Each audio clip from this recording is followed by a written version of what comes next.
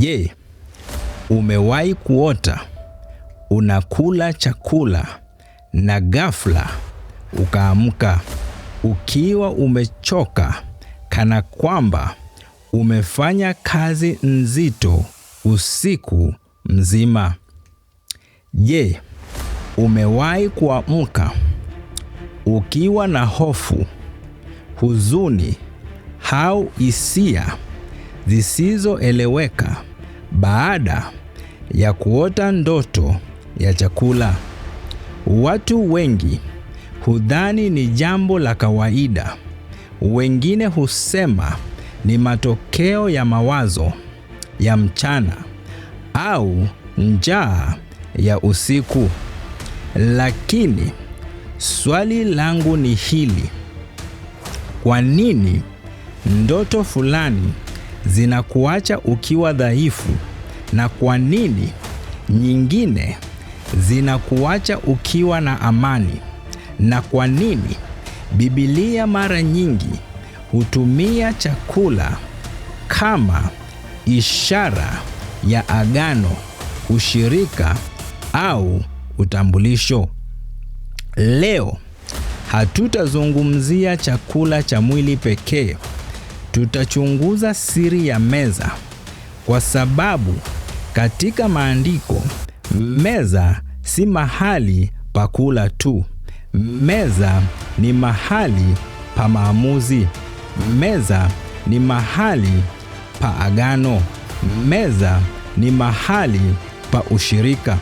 Na mara nyingi kile unachoruhusu kwenye maisha yako ndicho huamua mwelekeo wa kesho yako. Kaa nami mpaka mwisho, kwa sababu nitakuonyesha jinsi ya kutambua tofauti kati ya meza ya Mungu na meza ambayo ni adui. Tunaishi leo, teknolojia iko nyingi. Tuna simu, tuna AI, tuna elimu. Lakini pamoja na hayo yote, mara nyingi tumepoteza uwezo wa kutafakari ishara za kiroho. Wazee wa imani walielewa kwamba maisha yana upande unaoonekana na upande usioonekana. Wakati sisi tunatafuta suluhisho katika mazingira ya nje, wao walitafuta kwanza uso wa Mungu. Eliya alipokuwa jangwani, Mungu alimpa chakula kilichompa nguvu ya kuendelea na safari zaidi ya siku 40. Yesu alipovunja mkate na wanafunzi wake, hakuwapa chakula tu, aliwapa ufunuo. Katika Biblia, meza ilikuwa sehemu ya agano. Ndiyo maana Daudi alisema, waandaa meza mbele yangu machoni pa adui zangu. Kumbuka, Daudi hakusema adui wameondoka. Alisema Mungu ameandaa meza hata katikati ya uwepo wao. Hii ina maana kuwa kuna meza ya Mungu inayoweza kukulinda hata katikati ya vita vya maadui. Lakini hapa ndipo siri ilipo. Je, unawezaje kutambua chanzo kile unachokiona katika ndoto? Je, kila ndoto ya chakula ina maana moja? Na je, Mungu anaweza kutumia chakula kama ishara? Na je, adui anaweza kutumia picha za chakula kuleta hofu? Na muhimu zaidi, muumini anapaswa kufanya nini anapoamka baada ya kuota ndoto ya chakula inayomsumbua? Tutachunguza haya hatua kwa hatua ndani ya maandiko. Twende Babeli kwa Danieli. Danieli alikuwa mateka, lakini jambo la kwanza ambalo mfalme alitaka kubadilisha halikuwa kazi ya Danieli, lilikuwa chakula chake. Kwa nini? Kwa sababu chakula katika ulimwengu wa kale kilikuwa ishara ya utambulisho na ushirika. Danieli alielewa kwamba si kila kitu kinachotolewa kwako kinapaswa kupokelewa. Alifanya uamuzi wa kusimama upande wa Mungu, na Biblia inasema Mungu alimpa hekima na ufahamu wa kipekee. Fundisho hapa ni hili: kabla ya kuuliza ninakula nini, uliza ninapokea nini katika ushirika huu wa chakula, kwa sababu si chakula cha mwili pekee kinachoingia ndani yetu. Kila unaposhiriki katika ushirika wa chakula, si chakula cha mwili pekee, unapokea mawazo, unapokea maneno na unapokea ushawishi, na kila tunachopokea kina uwezo wa kujenga au kubomoa maisha yetu. Sasa hebu tuangalie baadhi ya maswali ya kutafakari. Unapoamka kutoka ndoto ya chakula, jiulize, je, ndoto hiyo ilikupa amani au ilikupa hofu? Je, uliamka ukiwa na furaha au uliamka ukiwa na mzigo? Je, ilikusogeza karibu na Mungu au ilikufanya uwe na wasiwasi? Biblia inasema Mungu si mwandishi wa machafuko. Kwa hiyo tunapaswa kupima kila jambo kwa neno la Mungu. Pia kumbuka, sio kila ndoto ni unabii, na sio kila ndoto ni onyo, na sio kila ndoto ni shambulio, lakini kila ndoto inaweza kuwa nafasi ya kumkaribia Mungu kupitia maombi na kutafuta hekima. Muumini hapaswi kuongozwa na hofu, anapaswa kuongozwa na Roho Mtakatifu. Watu wengi huuliza, nimetoka nikila na mtu aliyekufa, nimeota nikila na mtu aliyekufa. Ina maana gani?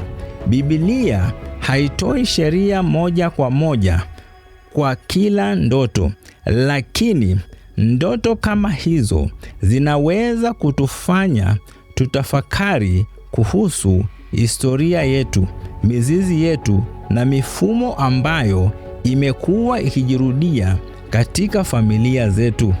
Wakati mwingine Mungu hutumia ndoto kutukumbusha kuomba. Wakati mwingine Mungu hutumia ndoto kutukumbusha kuvunja tabia ambazo zimekuwa zikitawala vizazi vyetu kwa muda. Na wakati mwingine Mungu hutumia ndoto inayotokana na kumbukumbu za watu tuliowapenda. Ndiyo maana tunahitaji hekima na maombi badala ya hofu. Hatari si kuota. Hatari ni kuishi bila kumtafuta Mungu. Hatari si kuona ndoto. Hatari ni kupuuza sauti ya Roho Mtakatifu anapozungumza nawe kupitia ndoto. Watu wengi wanalinda nyumba zao kwa kufunga milango, lakini hawalindi maisha yao na vitu ambavyo wanashinda wakitazama na maagano ambao wanaingia. Wanalinda simu zao kwa password, lakini hawalindi mioyo yao kwa neno la Mungu. Ulinzi mkubwa wa kiroho si hofu, ni ushirika wa kila siku na Mungu. Ningependa kuomba nawe Ikiwa umeota ndoto iliyokusumbua, fanya mambo haya matatu mara tu unapoamka. Hatua ya kwanza, mshukuru Mungu kwa ulinzi wake. Hatua ya pili, kataa kila kitu ambacho hakitokani na mapenzi ya Mungu juu ya maisha yako. Na hatua ya tatu, tangaza neno la Mungu juu ya familia yako, juu ya afya yako, juu ya biashara yako na juu ya hatima yako. Sema, Bwana Yesu, ninaweka maisha yangu chini ya damu yako. Kila jambo ambalo si mapenzi yako silipokei. Nafungua moyo wangu kwa amani yako, hekima yako na ulinzi wako. Katika jina la Yesu nimeomba. Amen. Na kama uko pale na haujampokea Bwana Yesu, ningependa kukupa nafasi hii. Rudia nyuma yangu. Sema, Bwana Yesu, mimi ni mwenye dhambi. Niko mbele zako. Nisamehe leo dhambi zangu zote na makosa. Futa jina langu kwa kitabu cha hukumu. Andika jina langu kwa kitabu cha uzima. Nimemkataa shetani na kazi zake zote. Nimekupokea Yesu uwe Bwana na mkombozi wa maisha yangu. Amen. Na ikiwa ujumbe huu umekubariki, andika neno meza kwenye comments. Na kama umekuwa ukisumbuliwa na ndoto ambazo hazieleweki, usikae peke yako. Nitafute ili nikaweze kuomba nawe na nikakusaidie katika utafsiri wa ndoto yako. Nambari ya simu ni 0723508528. Na pia subscribe kwenye Bethesda Jesus Ministry. Like, share na comment. Na kumbuka, sio kila meza unayoiona imeandaliwa kwa ajili yako, lakini Mungu anaandaa meza ya neema. Mungu anaandaa meza ya rehema, na Mungu anaandaa meza ya ushindi kwa wale wanaomtumaini. Mungu akubariki sana. Tuonane tena wiki ijayo wakati kama huu. Shalom.